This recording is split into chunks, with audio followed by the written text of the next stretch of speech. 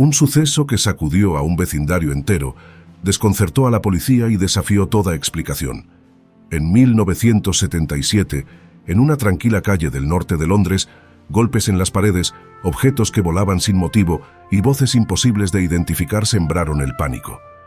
Investigadores expertos en fenómenos paranormales se sumergieron en un enigma que copó titulares, generando escepticismo en algunos y confirmando los peores temores de otros. De aquella casa surgieron relatos tan estremecedores que, décadas después, aún siguen despertando escalofríos e infinidad de preguntas que nadie ha logrado responder del todo. Esta es la historia del poltergeist de Enfield, un episodio que marcó la década de los 70 y dejó huellas imborrables en la memoria colectiva. En una modesta vivienda de un vecindario del norte de Londres, comenzaría uno de los episodios paranormales más comentados de la historia moderna. Aquella casa, habitada por la familia compuesta por la madre Peggy Hodgson y sus 4 hijos, parecía completamente normal hasta que comenzaron a escucharse ruidos inexplicables. Al principio, los sonidos eran leves, casi como crujidos que uno podría atribuir a la estructura misma de la vivienda, pero pronto se tornaron demasiado contundentes para ignorarlos.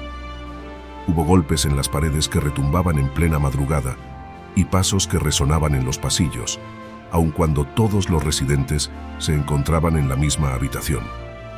En aquel momento, nadie sospechó la magnitud que alcanzarían aquellos fenómenos, ni mucho menos imaginaron que los acontecimientos escalarían hasta un punto en el que la policía se vería obligada a intervenir.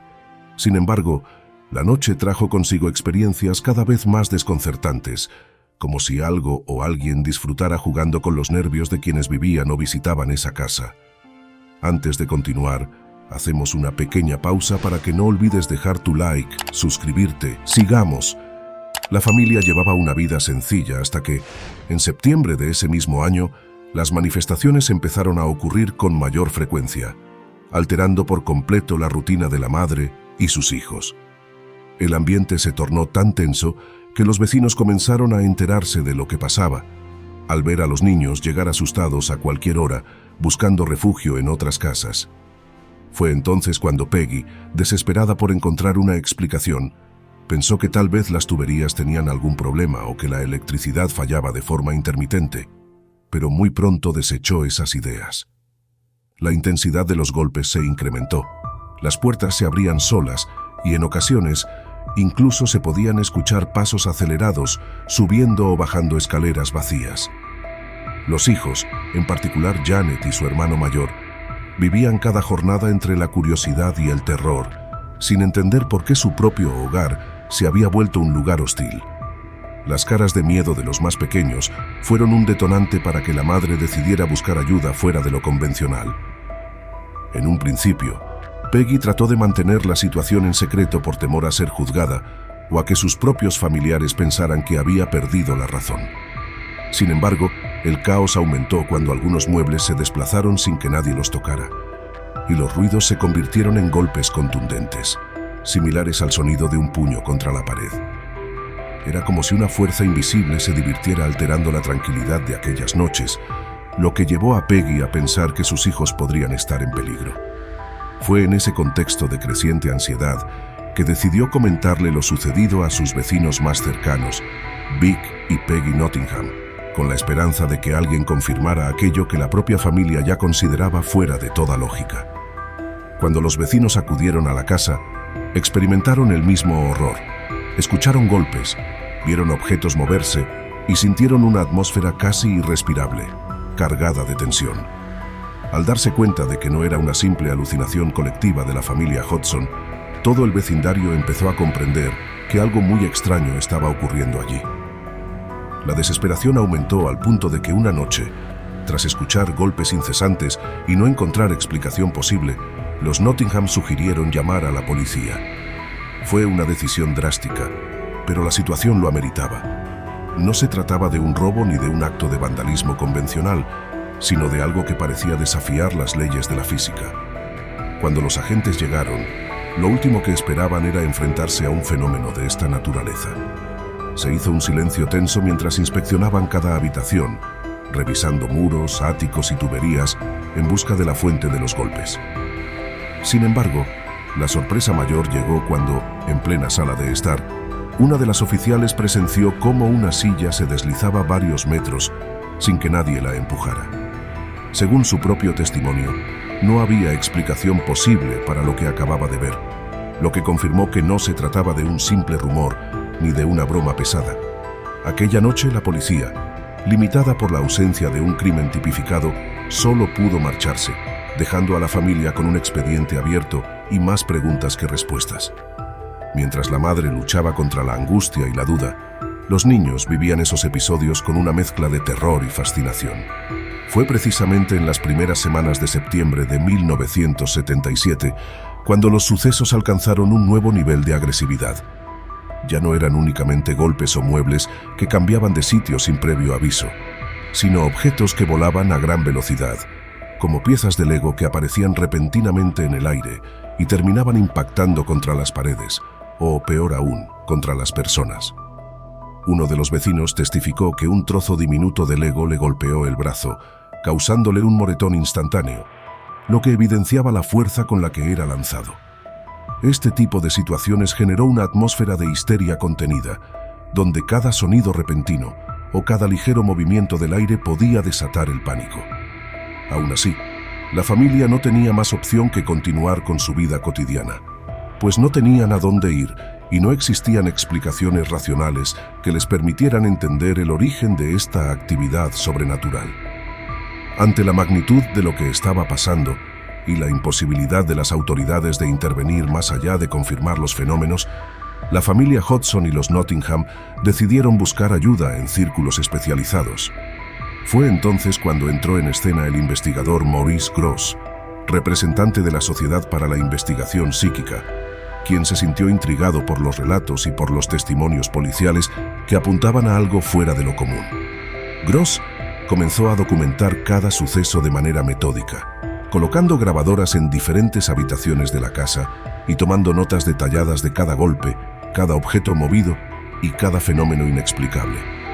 La idea de que pudiera tratarse de una farsa cruzó su mente, pero los hechos sucedían incluso estando varios testigos presentes, lo que reducía significativamente la posibilidad de un engaño. Uno de los audios que grabó captó el momento en que un objeto era lanzado, al mismo tiempo que se oían gritos de sorpresa y temor de los niños, sonidos imposibles de fingir dada la naturalidad de sus reacciones. Durante aquellas jornadas de auténtico horror, los residentes y quienes se animaban a pasar un rato en la vivienda describían una atmósfera de opresión difícil de explicar. Parecía que el aire pesaba, que había un aura de tensión que impedía a la gente relajarse.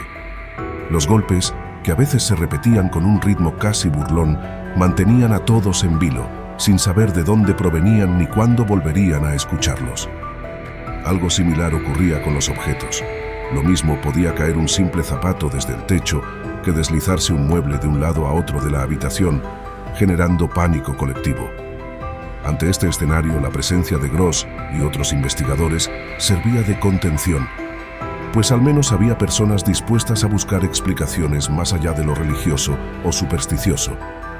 Todavía nadie tenía una teoría sólida, pero cada testimonio, cada grabación y cada momento de desconcierto se convertían en piezas de un puzzle paranormal que con el paso de los días parecía hacerse más grande y complejo. A principios de octubre de aquel año, cuando la familia y los vecinos pensaron que nada podía sorprenderlos más, comenzaron a producirse eventos aún más desconcertantes dentro de la casa. En ocasiones, aparecían charcos de agua en el suelo de la cocina, sin que hubiera una sola gotera o tubería rota. Otras veces, se escuchaba claramente cómo se accionaba la cadena del inodoro, a pesar de que nadie estaba en el baño. Hubo un momento en que, tras escuchar el sonido del agua corriendo, la puerta del servicio se abrió por sí sola y el cepillo del inodoro terminó flotando, para luego posarse en la parte superior de la taza con total naturalidad, como si una mano invisible lo hubiese colocado con cuidado. Estas manifestaciones dejaron sin habla a quienes estaban presentes, pues ya no solo se trataba de golpes o de muebles que se movían, sino de situaciones con una precisión casi burlona, como si algún ente quisiera demostrar su capacidad de manipular el espacio sin limitaciones. La actitud de algunos vecinos y conocidos comenzó a transformarse cuando surgieron sospechas de que todo podría tratarse de un gran engaño, una broma orquestada por la familia para llamar la atención o incluso para sacar algún tipo de provecho económico. Sin embargo, la presencia de testigos imparciales, como la policía y otros residentes que no tenían ningún vínculo cercano con Peggy, desbarataba esa teoría. Además, el miedo genuino y el desconcierto de los niños resultaban difíciles de falsificar, sobre todo en situaciones que ocurrían de manera espontánea y sin oportunidad de preparar un supuesto montaje. Fue entonces cuando John y Sylvia Burkham, familiares de la madre y tercera familia afectada por estos sucesos, empezaron a pasar más tiempo en la casa para dar apoyo y al mismo tiempo constatar lo que sucedía. John, siendo hermano de Peggy, se mostró dispuesto a enfrentar lo que fuera necesario con tal de protegerla a ella y a sus sobrinos, aunque no tardó en presenciar episodios que desafiaban su capacidad de comprensión.